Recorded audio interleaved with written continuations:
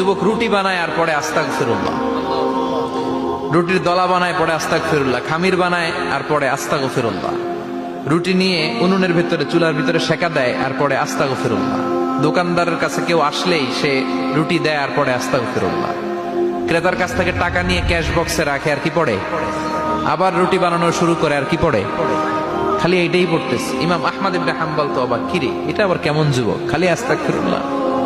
উনি প্রশ্ন করলেন, যুবক ঘটনা কি? আসার পর থেকেই তোমার দেখতেছি তুমি রুটি বানাও, রুটি বিক্রি করো আর পড়ো আস্তাগফিরুল্লাহ, মালাকা ইয়া শাবাব।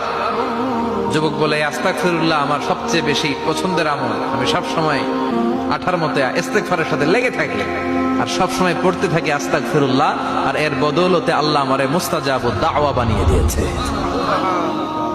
আহমদ ইবনে হাম্বল তো অবাক, আনতা মুস্তাজাবুদ দাওয়া,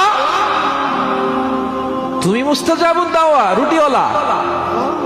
আমি এত বছর হাদিস পড়াই, আমিও তো মুস্তাজাবুদ দাওয়া না, আর তুমি রুটি বেচো বাজারে, তুমি মুস্তাজাবুদ দাওয়া, তুমি দোয়া করলে সব কবুল হয়ে যায়?